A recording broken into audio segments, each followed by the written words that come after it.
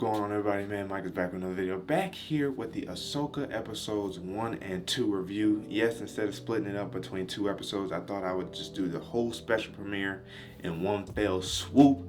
So if you guys are interested in watching that, that's what we're going to get into. Yes, there will be spoilers.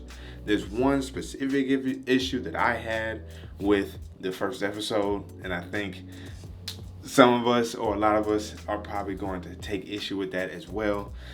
So before we get into that specifically, we're going to get into the things that we liked, things that seemed like they were pretty legit, pretty good, maybe somewhat concerning in terms of some other things. But overall, I can start off by saying that I thoroughly enjoyed both episode 1 and episode 2.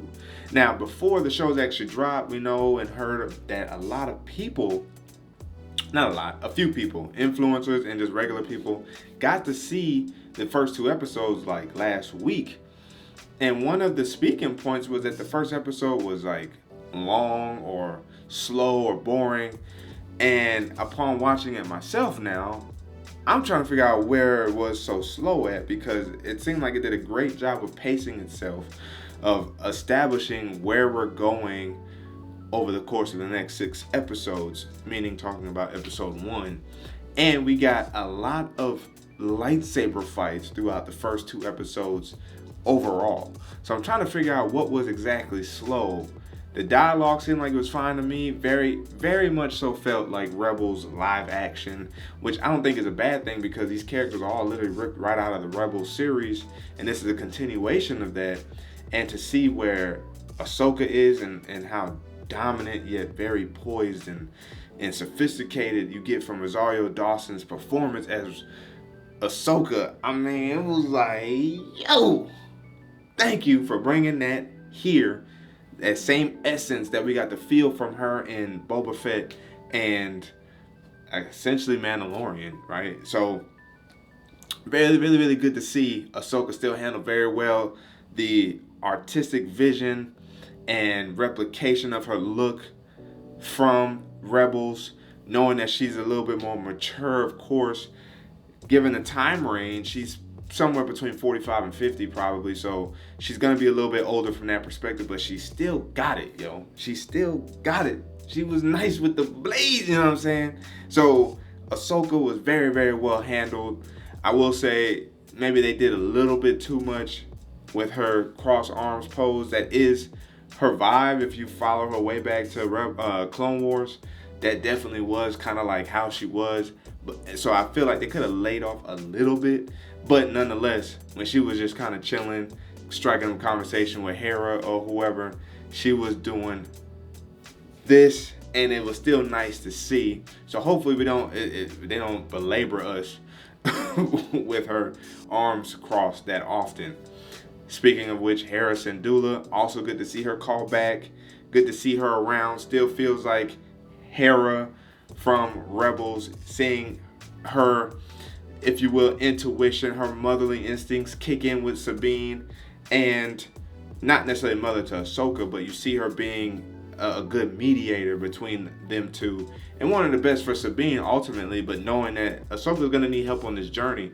And so seeing her and Chopper back, that was great to see. Hopefully Zeb comes back for the journey as well. So I feel like that was really, really well played. Sabine acting out, of course, even though like they're older too, so why is she acting out in a teenage fashion? But it was good to see that kind of get clipped real fast and realize, at least for herself, realize she needs to kind of grow up. And so that you got to see transpire throughout the first episode leading into the second episode. And for the first episode, the problem that I had, that probably a lot of us is about to have about this, and it felt very corporate injected, is, before we get into it, if you guys haven't already, make sure to like the live video and subscribe to the channel, the notification bell, so I always see my videos on my occasional live streams, so that way you sit back, check, see what's cracking, and let me know down in the comment section below how you felt about this moment in Ahsoka. And that moment is her getting stabbed by Balin's apprentice, the other chick. I forgot her name. Maybe it's Shin or something. I'm not sure yet. But a great lightsaber fight for sure. And interesting that I mean, maybe Ahsoka was that nice of a teacher, and Sabine was that nice at soaking up the general knowledge and remembering that knowledge and training. But for this girl to be Balin's apprentice and seem to be trustworthy to be going here, there, and all over the place, she seemed like she had trouble fighting Sabine with the lightsaber. And she's got the Force. So that was a little interesting to see there. Why was she struggling so much to take out Sabine? And Sabine getting stabbed made absolutely no sense. I mean, absolutely none whatsoever. The reason being is we've had way too much trailer marketing footage of seeing Sabine moving on later on to the show, clearly not flashbacks. So how could you even justify the action of stabbing her in that moment if she's gonna survive? And it's a running theme, almost like a running trope joke in Star Wars land, where people getting stabbed and now all of a sudden they living to tell the tale. When in most cases, when you consider fighting with a sword alone, that much more a lightsaber, if you get stabbed, you typically, that's the ultimate defeat. Like, there's no coming back from that, you know. Like, I don't understand. Like, even with a katana, going straight through and pulling back out, you typically are not gonna survive that easily or that well.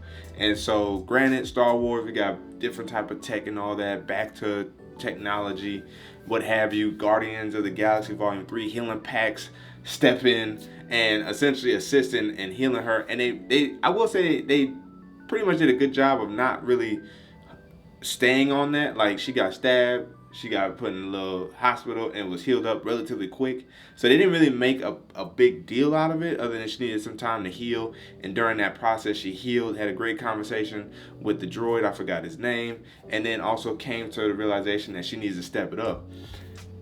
So it was interesting that her life wasn't even really on the line like that. It really felt corporate injected. Higher ups, potentially Kathleen Kennedy's nonsense of injecting a senseless stabbing in this moment and it was kind of distracting because it happened at the end of the episode pretty much, and then you move on to the next episode and you kind of think like, why would they do that? Like, you should have known how we already felt about the Reva situation, getting stabbed twice and still living to tell the tale. So that was not something I was really vibing with in that moment. But nonetheless, she heals up. And then moving on to episode 2, again, very well executed. I like that for me it was a revelation or a reveal.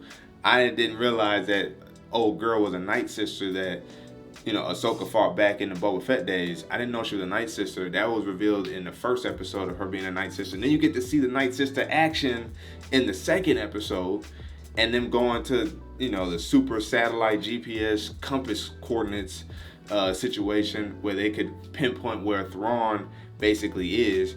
I'm still trying to figure out how this is really revealing where they're at, unless it's some type of beacon locator for the space whales or Purgles or his ship, or is there something related? That's the weird part. Like, that's the weird MacGuffin aspect of it, is how is this able to just like straight up pinpoint Thrawn and or Ezra and or like their coordinates? That I don't quite know. But it was nice to see that whole kind of layout.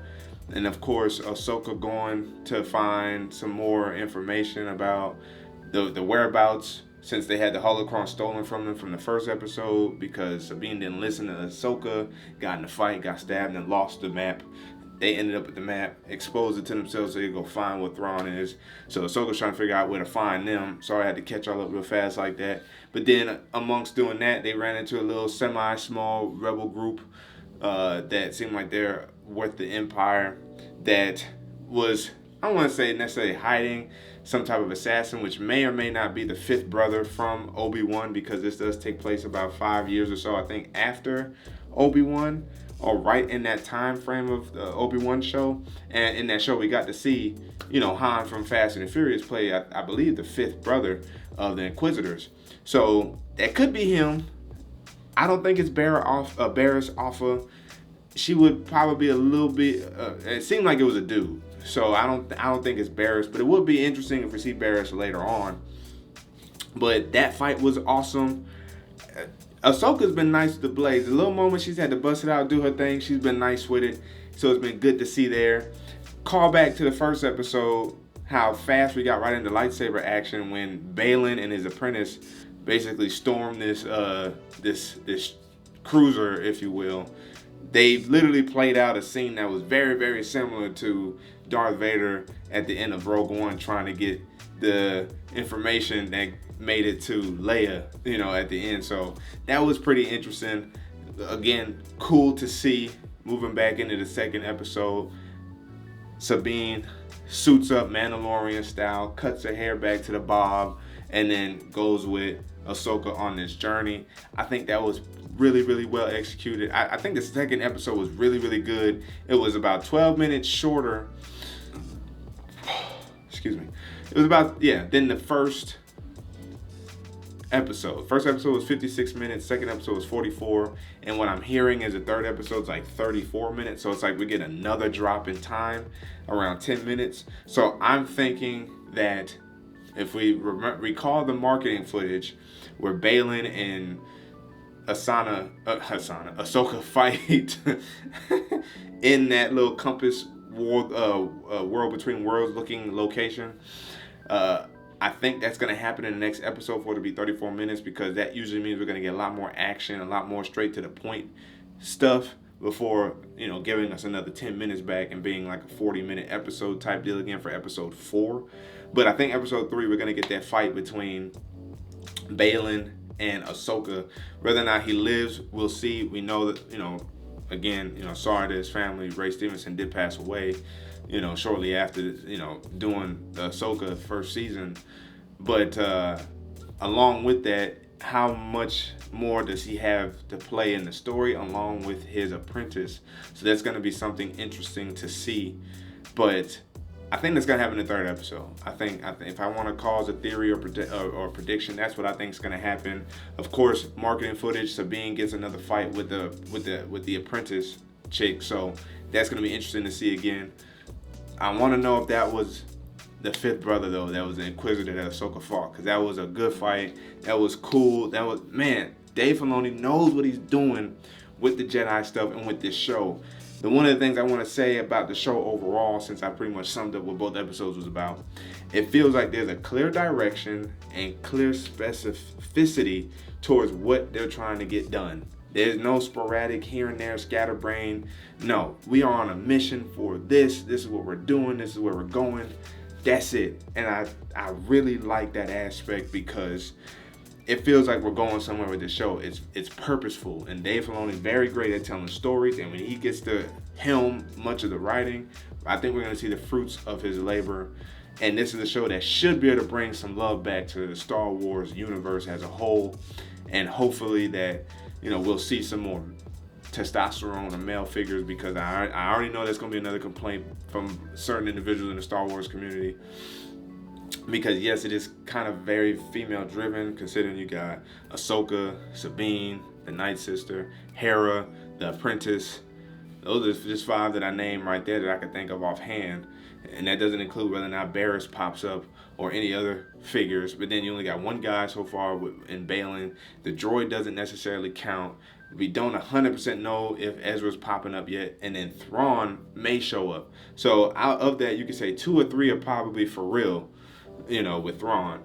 2 or 3 are for real, but it's just like, man, can we get some more, can we get some more levity from that perspective? Granted, it's why it's a little bit of sweet, because we know these characters, we're familiar with them, they have story arc and development baked in. So injecting them here and to further tell their story is great and good, and Dave Filoni's not gonna mess that up. But I can see why and how others may take issue with the show, especially given that we get another person get stabbed and they live. Like, that was just something we didn't need for that. Don't spoil this opportunity, Star Wars and Lucasfilm. Please don't. So I'm definitely looking forward to episode 3. I like that they're taking some things out of Marvel's playbook in terms of how they develop the trailers for us to see, because much of the footage we've gotten in the trailers took place in the first 2 episodes and probably the first 3. The show has a total of 7 episodes. So it's nice to see that a lot of the footage that has been rolled out so far has been mainly used up in the first 2 episodes. And I'm talking like the beginning of each episode was majority of that footage. And for me, I'm probably gonna stay away from a lot of the clips and whatnot. I'm just gonna go in fresh and watch. So I got what I needed to out of the original, the official trailers leading up to the show, and just go in fresh eyes, not try to look at anything going forward. But it is good to see that they were able to pull that out of Marvel from that perspective, play around with music very well. I don't think John Williams did the composing for this, but it sounds immaculate and very beautiful. And at the end of episode 2, it sounds like they play Leia's theme, like through the credits, like through the beginning of the credits. It sounds like you hear Leia's theme come in there. So that was kind of smooth. I don't know if that was supposed to be an Easter egg or a hint or a clue, but you definitely heard Leia's theme rolled and meshed into the composing, and it sounded immaculate. And there was something else about Marvel that it reminded me of, but definitely from the perspective of marketing, they took a page out of Marvel's book for that, and I'm happy they did, because that means we'll get to be a little bit more surprised going into the rest or the duration of the show. So those are my thoughts on Ahsoka episodes 1 and 2. Let me know down in the comment section below what you guys thought about the show. Is it something you guys are looking forward to? If you watched it, you're waiting for all of it to drop. Any problems you guys had, or you guys overall positive on it as well? The comment section is open for discussion. But again, as always, if you guys haven't already, make sure you guys hit that, ignite that like button, subscribe to the channel, hit the notification bell, so that way you get my videos on my occasional live streams.